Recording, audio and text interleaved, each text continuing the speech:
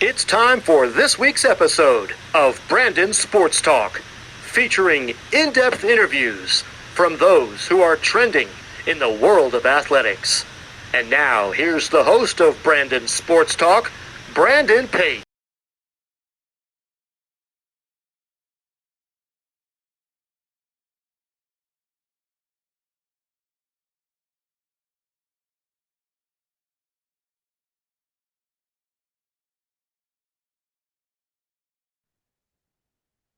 Welcome back to Brandon Sports Talk. In today's episode, I had the privilege to interview the Maryville College head volleyball coach, Coach Kandis Schram. How are you doing today?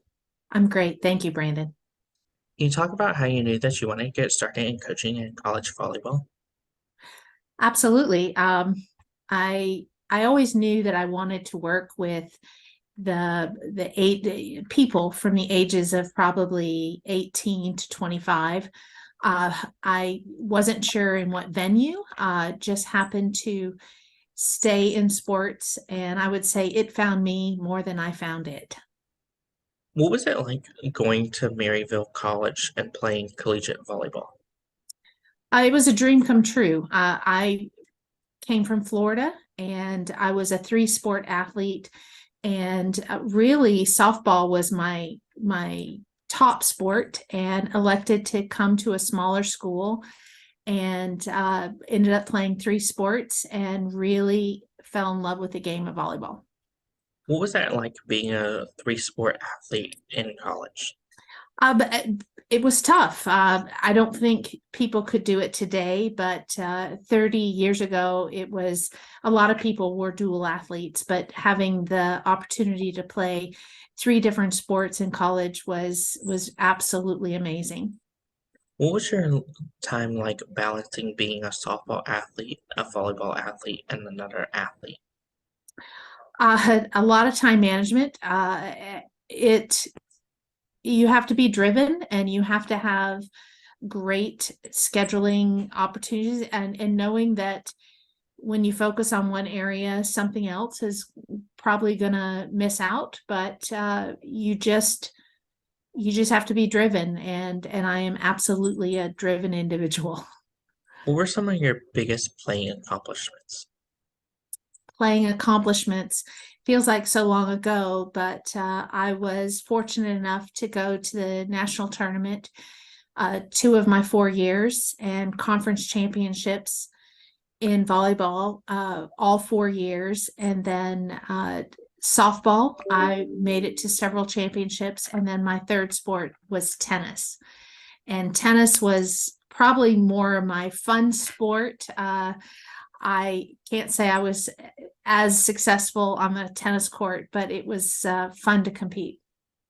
Of course, after your collegiate career, what was that like getting into coaching and coaching at your alma mater? It was tough. It was, especially since I graduated in May and started immediately in July.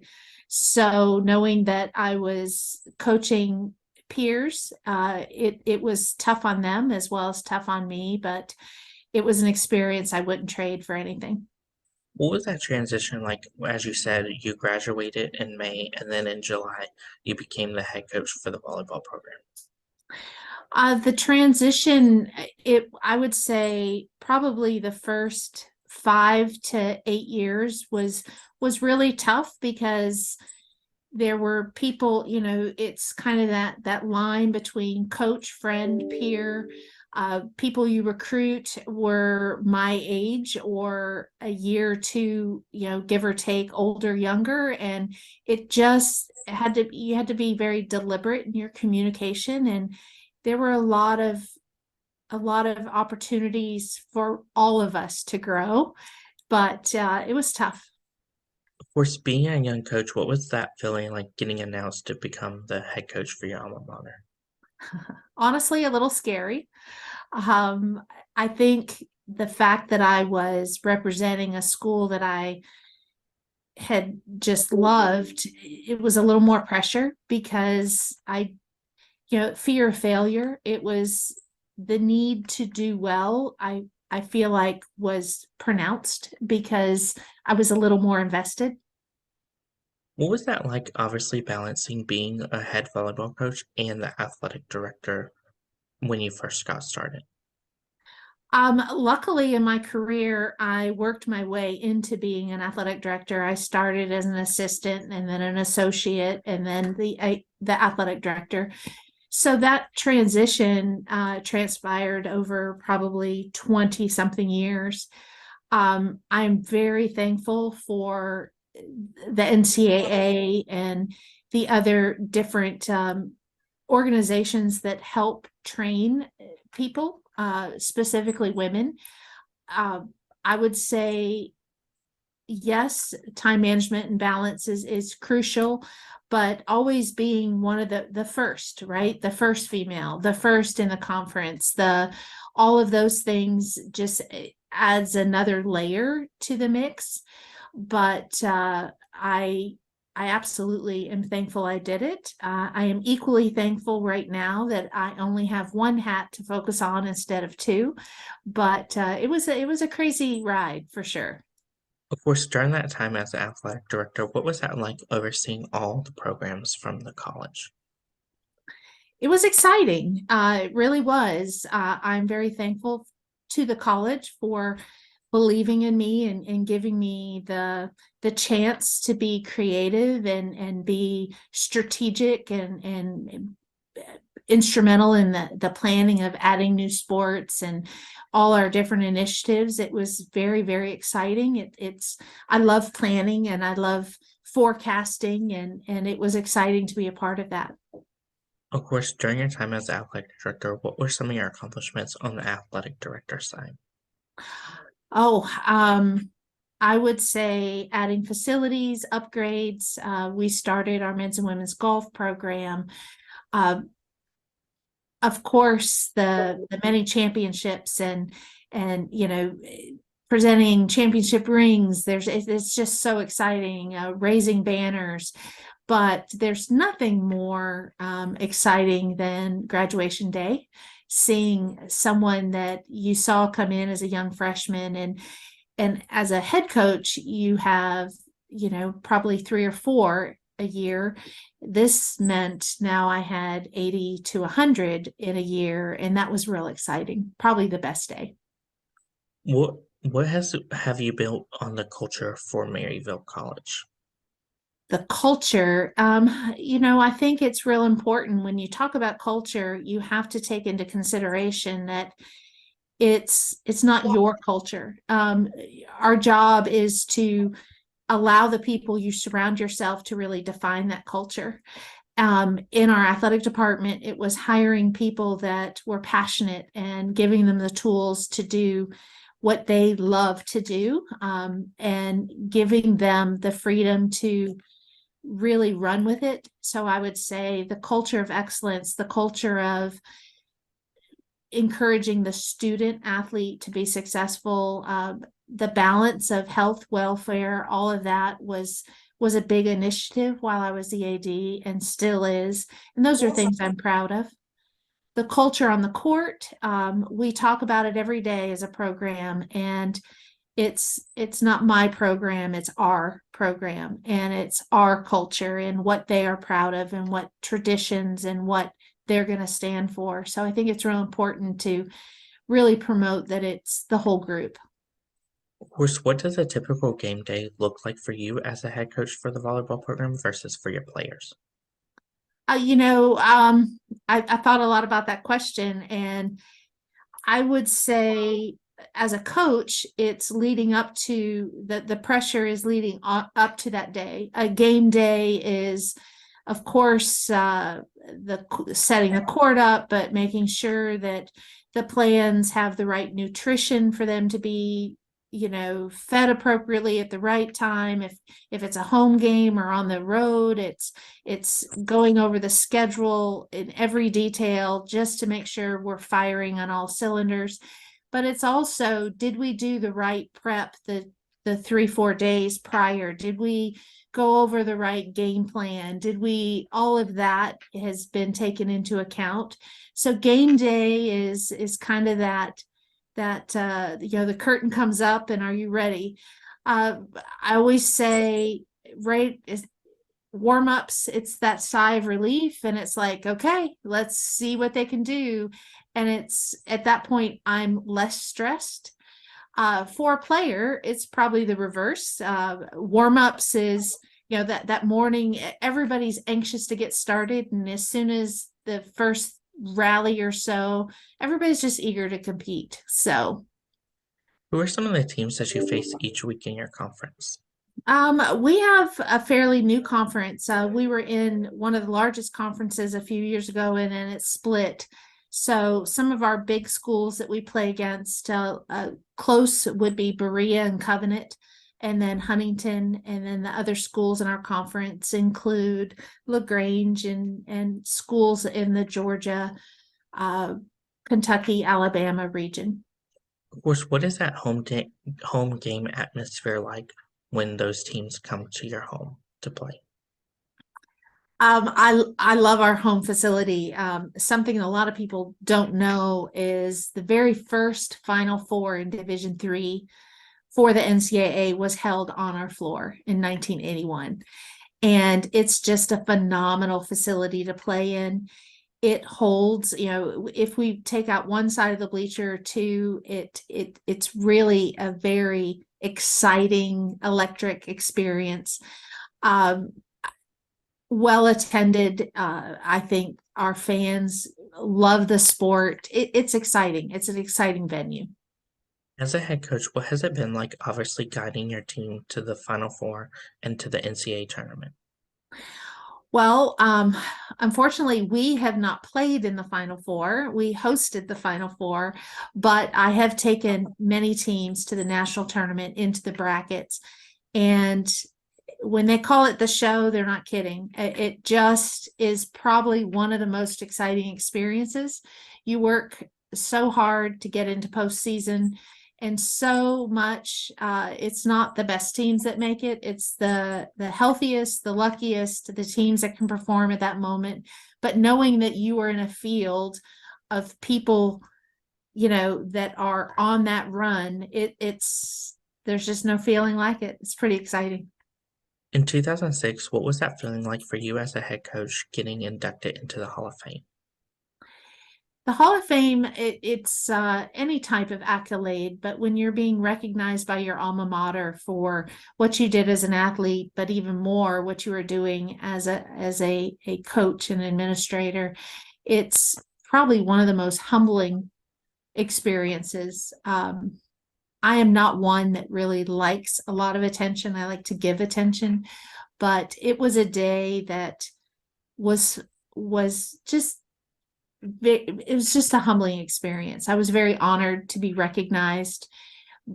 It's a chance to really thank the people that took a chance on you and helped, put you up. The story I love to tell is, the turtle that was on the fence post. That wasn't by mistake. Someone had to intentionally put them there, and I feel very fortunate that was me. What does the recruitment process look like for those prospective student athletes looking to play college volleyball? I think in today's world is very different than it was 5 years ago, let alone 10, 20 years ago. So much has been, the videos and the Instagrams and self promotions and things like that. But recruiting, I say recruiting is dating. It's getting out there and it's really developing relationships and trying to figure out where you fit. There are thousands of volleyball players out there, thousands. And most programs are looking for 4 to 6 players. And so finding the right 4 or 6 from position to culture to what they are, it's an interesting process for sure. As a head coach, what are some of the things that you look at in those prospective student athletes when going on the road? I'm looking when I'm in person, it's character. It's really at that point, I've already determined if I like how they play, but I'm watching their interactions. I'm watching how they talk to their parents. Do they high five their teammates? And oddly enough, I'm watching how they respond to making a mistake.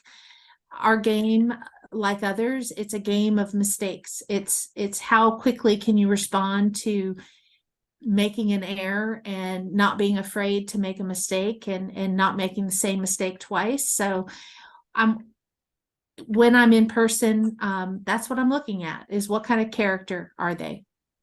What does that process look like for the official visit coming to Maryville? So a lot of it is it's prearranged. It's an official visit is absolutely one that is by invitation, and it's carefully planned that has a combination of time with admissions, time with faculty, time with student athletes. Actual, this is a place they're going to live.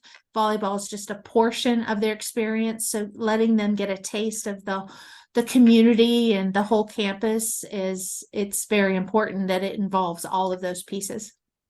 As a head coach, what is it like seeing those freshmen come in and blossom in their first year in the program? It's incredible. Seeing a wide-eyed freshman really evolve into a competent, dynamic young woman it's so exciting, and that's why I have been able to do what I do for 38 years. That is the process that keeps me going. As a head coach, what is it like seeing those freshmen put on that jersey for the first time versus as a senior putting it on for the last time? Wow, that's a great question, Brandon. When you see him put the jersey on as a freshman, you see someone with a clean slate and someone with the questions of, am I going to be able to make it?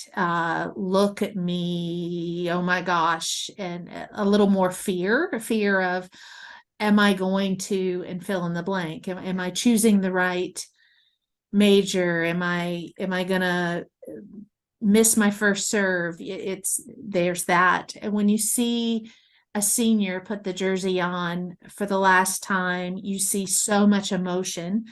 The fear is probably more, how am I going to live without this? What is my future look like without this team and without playing a sport that I love? So both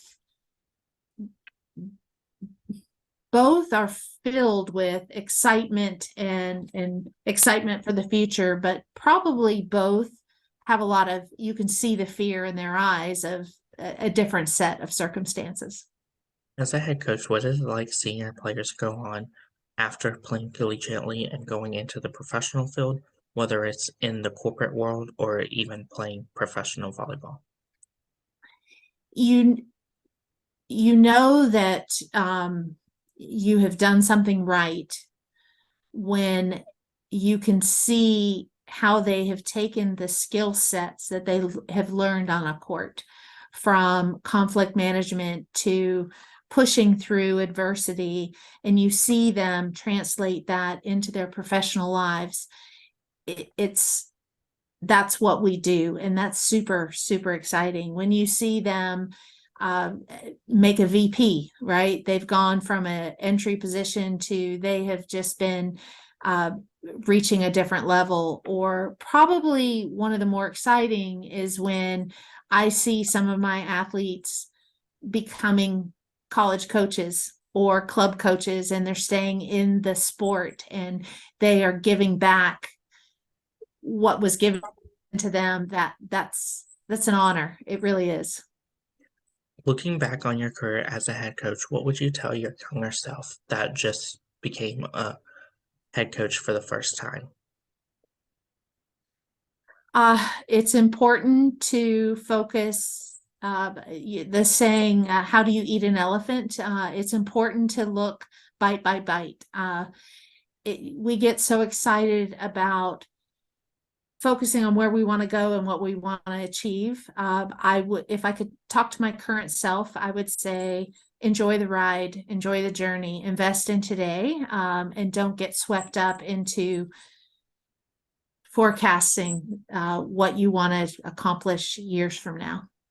What are some of your future plans looking 5 to 10 years down in the road?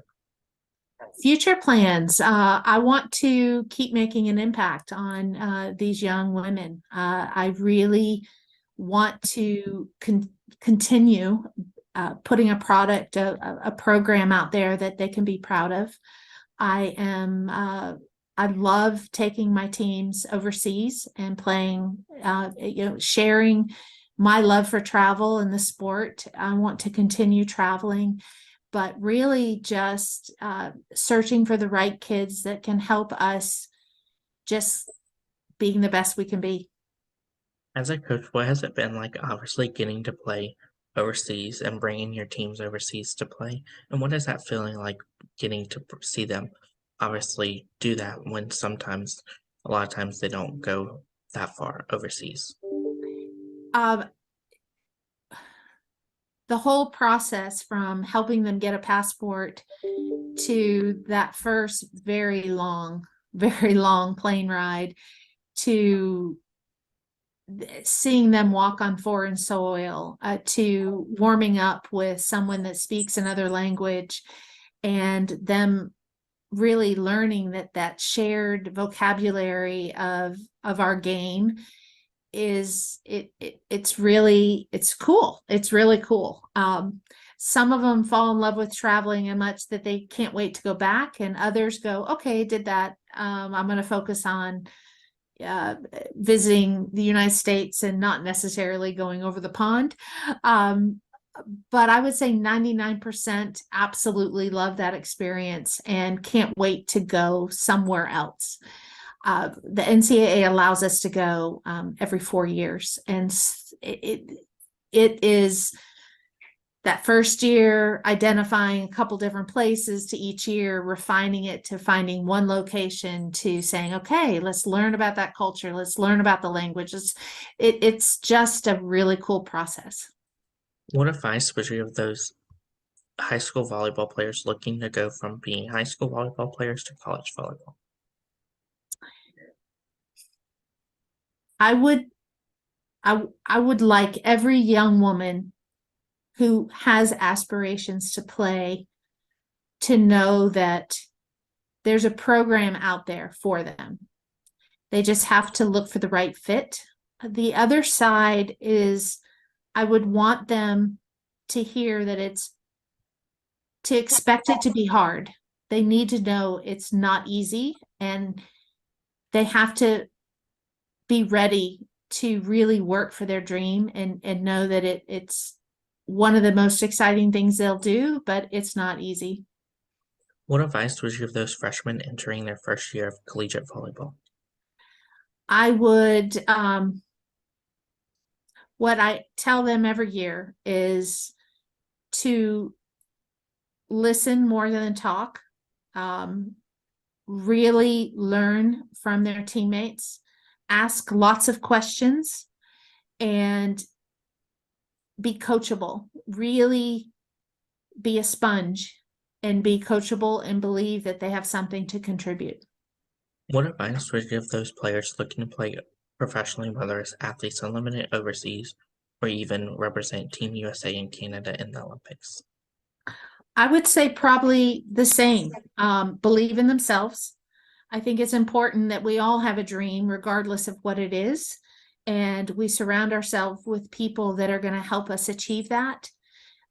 Be willing to fail and learn from that failure and just go for it and enjoy the ride. Be grateful. The words I tell my kids every day is be bold, be brave, be grateful, be humble, but just be relentless. Be absolutely relentless in whatever it is you're trying to achieve. What advice would you give those players that are looking to get into college coaching after their collegiate playing career? Be willing. I would say anyone that thinks they want to be a college coach, they need to surround themselves, put themselves in a situation, often volunteering to being a GA, to surrounding themselves with different perspectives. It is as much networking and about opportunity, and yeah, just go for it.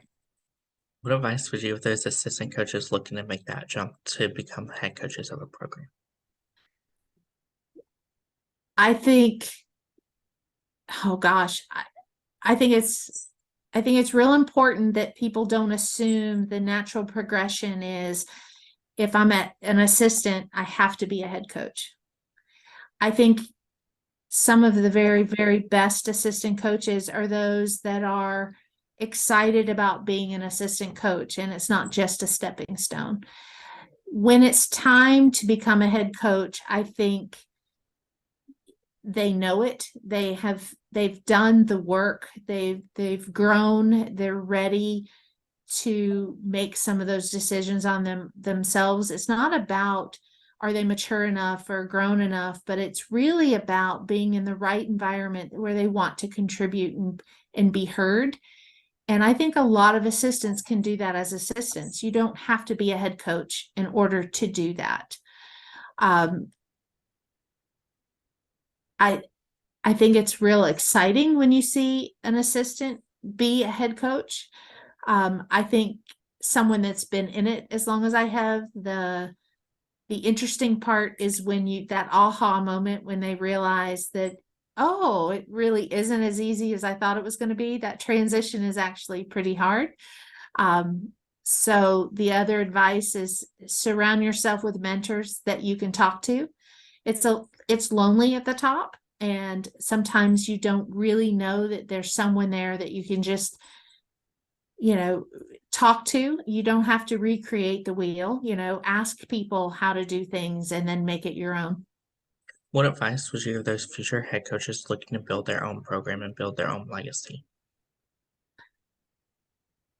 I think the same thing. I think knowing that they're not alone and they need to identify other programs that they admire and just pick the brains of all kinds of different people and be willing to articulate where you want to go and make a plan and go for it. That's great advice. Where can my listeners find you at on social media along with the programming? So our program is on Twitter and Instagram, and it is MC Scott's Volleyball. And I am there as well. And I would love to, hear from people. That's great. Thank you again, Coach Kandis Schram, for your interview and best of luck in your future at Maryville College as the head volleyball coach. Thank you, Brandon. You can find Brandon Sports Talk on Facebook at Brandon Sports Talk, Instagram at Brandon Sports Talk, Twitter at Talk_Brandon, and you can find me on YouTube at Brandon Sports Talk. Don't forget to like, comment, and subscribe. Thank you again, Coach Kandis Schram, for your interview and best of luck in your future. Thank you. You've been watching Brandon Sports Talk. Please feel free to like, share, and subscribe to Brandon Sports Talk on social media and on YouTube.